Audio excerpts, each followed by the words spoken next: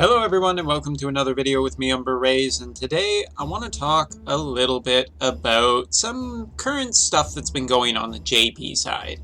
The main reason is because I've talked a little bit about it recently and in multiple videos, but now I think it's time to take a bit of an examination. So now that we're about halfway through the month and we've seen the second event of the month, I want to talk a little bit about the FF1 King Mog.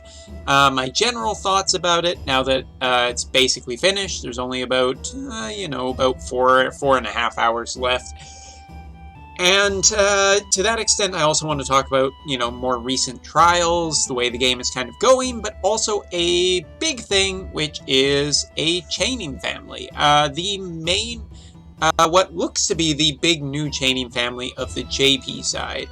A lot of new units have been focusing only on Stardust Ray, or mostly on Stardust Ray, or enough on Stardust Ray that it's very clear that this is what Alum intends to be the next big chaining family.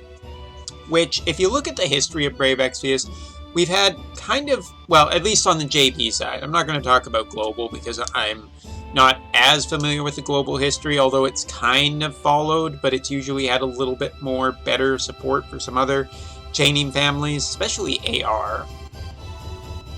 I gotta say, I'm just a fan of AR chaining. It's just cool to me.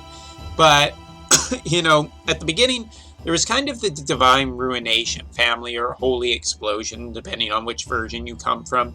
But that was just kind of the big chain family. Orlando was the one who heralded that in, and for all intents and purposes, it was probably Hayu on the JP side who really ended it. The reason that I'd say that is because Hayu was the last, incredibly strong unit that was really just pure DPS that came out that was basically that. So Hayu was kind of that, and then what was to happen, but soon was to follow, was the beginning of the AT chaining family. Absolute Tranquility had been around a little bit before, but was never really prominent enough or had enough members for it to be super relevant. And back then, we were kind of in a true dual hand era, meaning that getting elements on weapons, or getting elements for specific weapons, or getting people that could imbue elements was just not a very common thing or a very easy thing back then. And so it was kind of a little bit difficult then. But now we live here on the JP side anyway in an era of true dual wield, a place where it is much easier. Take, for instance, I don't know, who's a good character? Take Bartz, for example. If we were to actually just equip Bartz, just looking for any kind of elemental weapon that we could possibly want, the game has been around long enough that there's a fair amount of equipment selection, both in weapon types as well as elements, that, you can find that kind of thing. More than that, on the JP side, we have characters that can imbue elements, such as, Beach Fitra. One of my favorite units, just because there's, status protection that she has. There's also a good amount of elemental protection she can give. She can do chaining, she can do healing, she can do summoning, but also she can just put an element on your entire party, and that's really useful. That elemental immunity is becoming more common, so elements are starting to become easier, and I have been a little bit dismissive of the Stardust Ray chain family because the number of members that it has isn't exactly the highest amount yet. For comparison, or not comparison, I would even say that the Stardust Ray chain family was not even a thing until a very specific unit came along. And by the way, I will always call it Stardust Ray. With the opening, then it's just 10 hits at 10 frames. Nanaki is the one who Red 13 is the guy who gets credit for this, and I'm okay with that because Red 13 is a really cool character in FF7, and I absolutely love him. So yeah, he can take the chain family name. That's really cool.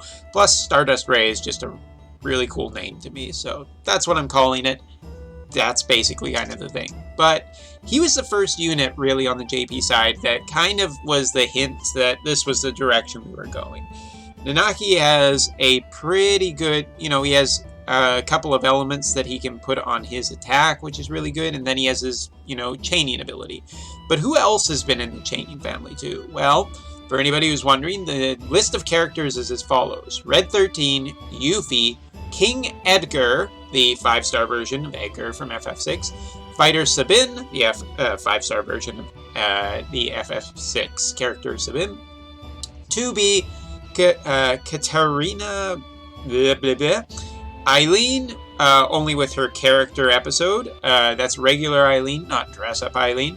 Emperor Adel, Holy Knight, Amelia and Emilia, as well as Locke, Shadow, their 5-star versions, CG Furion, 2B, Warrior of Light, Garland version 2, the one that we just got, and now the new version of Rain.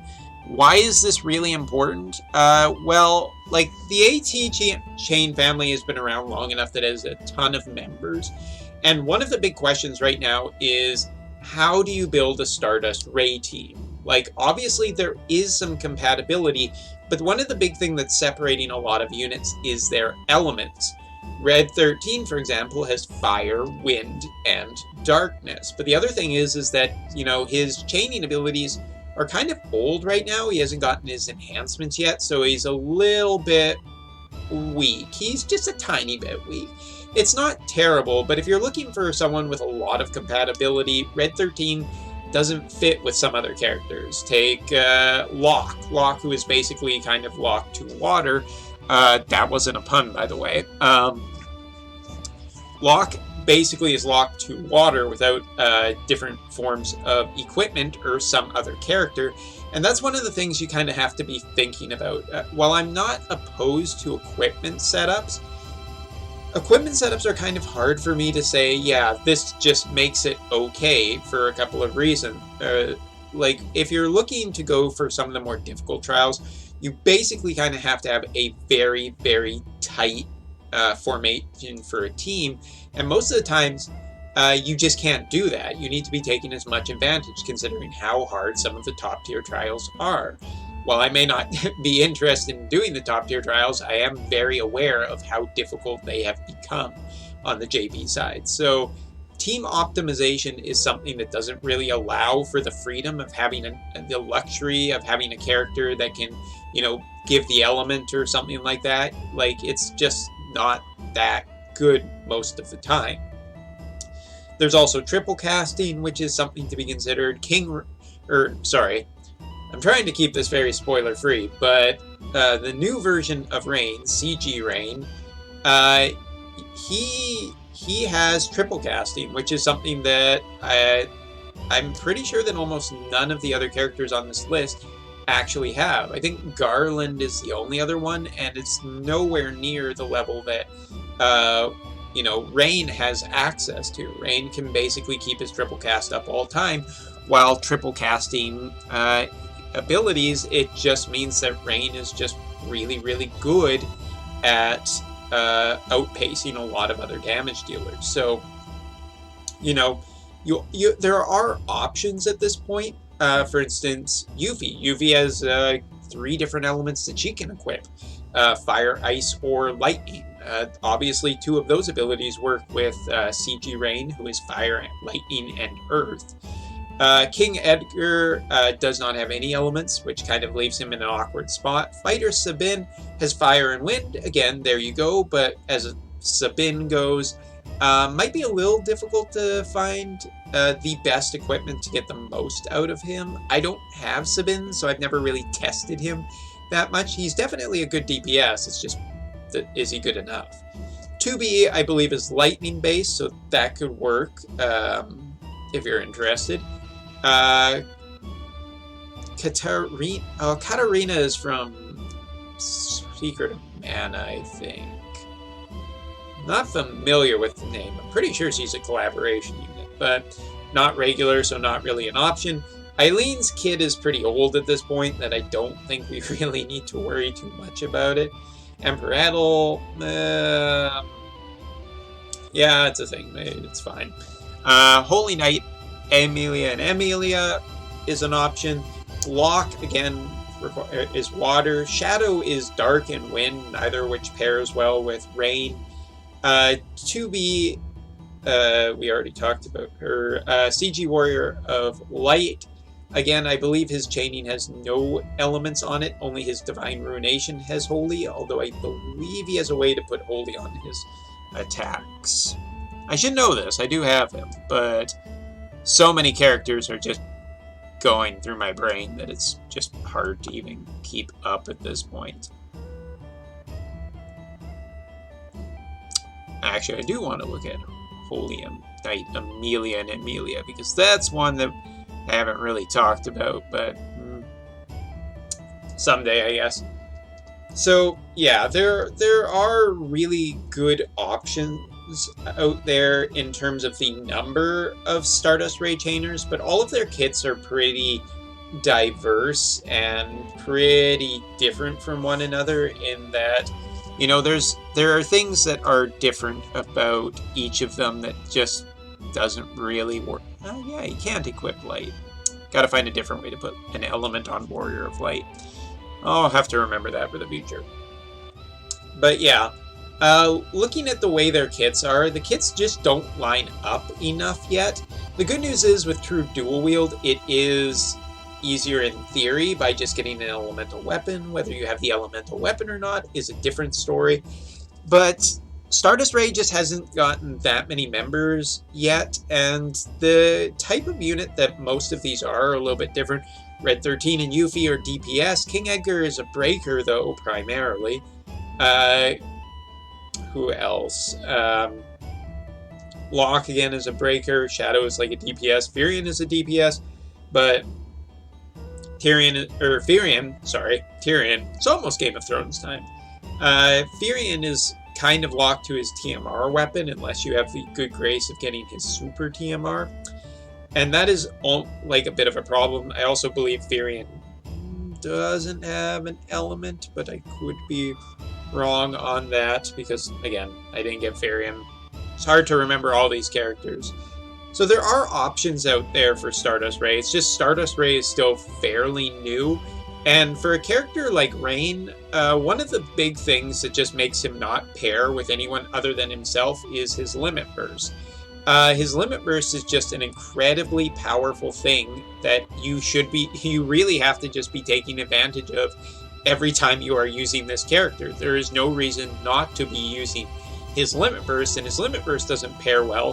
His triple casting doesn't exactly pair well with any of the characters on this list, even though there is some synergy between them. The Stardust Ray family just hasn't gotten big enough yet to really feel like comfortable. AT Chaining also at this point has just some incredibly powerful DPS as well. Take Chocobo Fina, for example. Chocobo Fina is just, as far as I'm concerned, the best chaining DPS option that most people will have. She is just fantastic. She's a spirit-based chainer. She's incredibly powerful. She has great stats. She has no MP regeneration problems, so... but she doesn't, I think, come close to outpacing Rain. But still, I mean, like, it's just that my feelings on this point on Stardust Ray chaining, it is definitely going to be a thing at this point. There's no question about that. It has a very good base groundwork laid out, and it is getting some powerful characters both in True Dual Hand and True Dual Wield, which will make it very flexible and nice for a lot of people who are starting playing the game. But AT chaining is just kind of the main thing right now. It's reliable, it has a lot of units in it, and it has some powerful DPS units that are very compatible with it, and it has lots of nice elemental synergy between tons of units. So I have to give it still to AT chaining, but Stardust Ray is unquestionably eventually going to become the main thing on the JP side. That's the way it's shifting right now. And to be fair, I get it from Alum's perspective. There is no benefit to having just one chain family that you use for many days. Switching up with more powerful units makes the power creep kind of a little necessary. I wouldn't say overly necessary at this point, but necessary enough to kind of dictate a change. So there you go. But we'll talk about this. This is the Mog King event, and this event was something that I was very excited for at the beginning of the month. And I have to say that, as you can see, as of yesterday, I actually finished grinding out the 100,000 points. And yes, it is just way too much of a grind, unquestionably. I should also show off there is what my stamina pots are at. Used about 200 of them, not as much as I think some people thought I would have to use, but also just a fair amount of stamina pots, I should say. So many terms that are so close to one another. So yeah, the grinding this out was actually really hilarious, because at the start you think, grind the 40 energy, that should give the best rewards. The 40 energy gives you the best currency, whereas the 10 energy give you the best event points. So at the end of the last 4 or 5 days, grinding out the rest of the points I needed was doing all of the 10 energy, funnily enough, which I found really funny. And while I really like a lot of things about the Mog King event, some really nice was just having, a compressed amount of options. I'm really happy that there's only like 3 difficulties now, as opposed to like 5 or 6 or however many we had before, where it was just, it took too much time to ramp up. It's a grind event, just get in there and start grinding. And I have to say, for the long part of this event, I was actually perfectly okay with basically all of it. And let me explain a little bit. Save the angry comments. Save them for the next video. But the grind to me was actually very bearable at the start of it. It was only in the late half, about 50,000 and onwards, that I thought it was just not worth it anymore. Obviously, a rainbow at the end of it is nice, but after you get the UOC, and you've bought pretty much everything that is majorly important, Garland, most of his, if not almost all of his TMR Moogles, the Prism, the Super TMR Moogles, the max level Cactars, basically all the really important stuff. I just found myself left with really looking at, wow, there is nothing for me to do. I'm just grinding currency for basically nothing. And so, funnily enough, and this brings me up to my next major point that everybody has kind of been wanting to talk about, the UOCs. This would have been a great place to have the UOCs to use that extra currency, as it turns out. That would have been a really good grind incentive. Even at 300,000, it actually would have fit really nicely getting 100,000 points. It would have worked out really good, because grind in itself is not bad. For grind to really be good or bad, it kind of depends on the rewards. It depends what you're getting. If you get something that's worth it, the grind feels good, or it feels like you did something and got something for your work. Whereas when you just don't have any rewards left, you're just like, well, I grinded it. I guess I put the work in. I got all this extra currency. I mean, at this point, I'm just thinking, well, I can just buy a ton of gill snappers and I guess refresh my gills. I've dropped a fair amount from enhancing Nagi and whatnot. But needless to say that, and this is kind of the growing concern that I think many people were having when the new Mog King was shown off, was where are the 2 other UOCs? And that is a question that we are still asking on the JP side, because the other 2 UOCs are not in the story event. They are not in this story event. So where are they, Alum? They are not in the story event at all. They are not in the Mog King event. So one more event left in the month, the Mog King.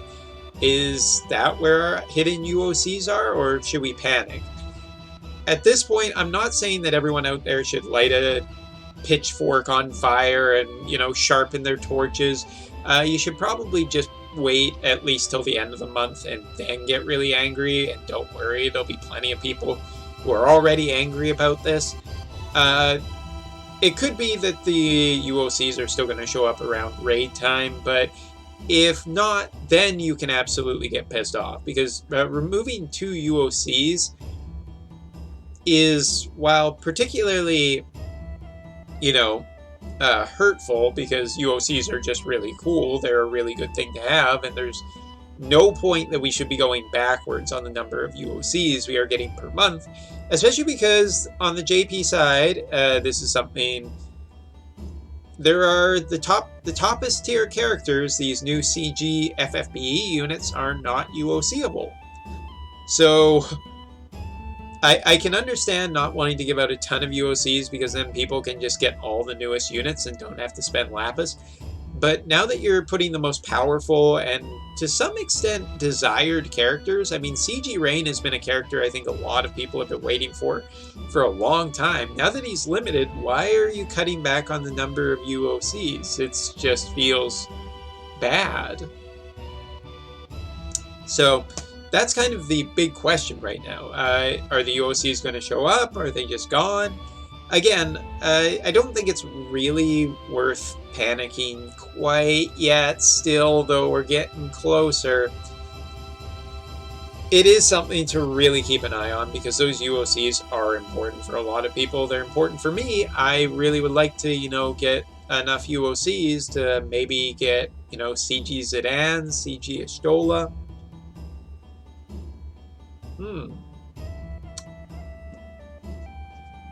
A fantastic drink. But anyway, so the Mog King event, for the most part, I don't hate. Most of the rewards are really good. Funnily enough, I think if the other 2 UOCs were in there at 150,000 and 300,000 currency, it would actually make the grind a little bit better. I mean, the grind itself obviously needs to be improved, because it just takes too much time, I think. I feel like, you know, the 40 energy event, there's no reason that should give a less event points, other than, you know, they're just screwing with us. So yeah, I generally did enjoy the Mog King, just because the rewards were better and it was kind of more fun to get those rewards.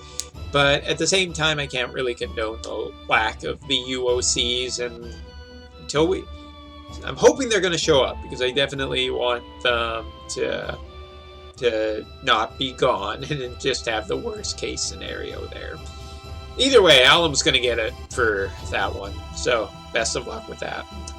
But yeah, that is kind of like the state of the JP side right now in terms of where the chaining family and the event is. I could talk about, you know, trials and whatnot, but I'm actually going to save that to talk about in a different video that is not this one, because this one's already been going on a fair bit. So yeah, the Stardust Chain family, it just needs some more units with some more synergy. I mean, the synergy can be there, it's just not quite common enough yet. I still need some more units to really get there. And as for the Mog King event, oh yeah, that's the other thing. Bring back the Mog maps. Bring back those. I like the Mog maps. I have a pile of them. I would very much love to use up those maps. Kind of a dick move, Alum, just taking those maps away from us. Yeah, you got a fair amount of maps I would like to use. Including, I think, yeah, some of the... maybe someday. Anyway, that's all for this video. I'll see you next time for another one where we talk about something else, something a little different, and something that probably some people have wanted from me. So, that's all for now. See you next time.